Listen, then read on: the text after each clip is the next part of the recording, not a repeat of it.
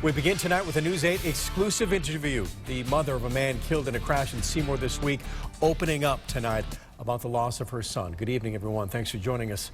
I'm Scott McDonald. I'm Ann Nyberg. Many questions are still unanswered about the deadly crash on Tuesday evening. 5 others are recovering from their serious injuries.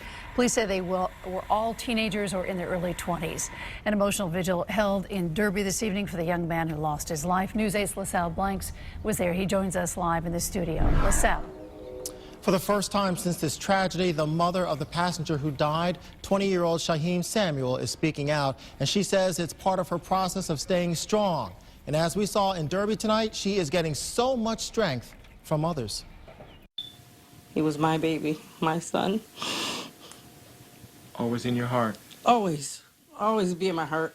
And I miss him so much. You're looking at a community's embrace, a show of love for the mother and family of 20-year-old Shaheim Samuel, who died the night before his birthday in that crash in Seymour on Tuesday.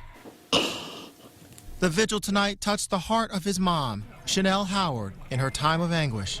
It means a lot to me, to where the neighborhood and everyone in the community coming together for my son.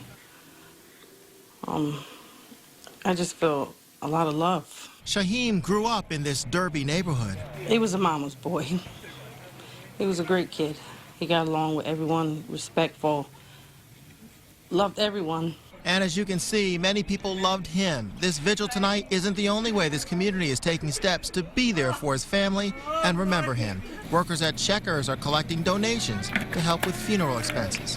We just thought it was the right thing to do. The man who organized the vigil, the pastor of New Beginnings Church of God, says these actions show what they're made of in Derby. We've always come together and just do activities in the neighborhood, and so this is just something that I felt in my heart that it was necessary to show support. The mayor was also here, and for a family in so much pain, seeing so much love means so much, especially to Mom. I appreciate everything that everyone's done or doing. What questions do you have about the crash, about the accident? Why?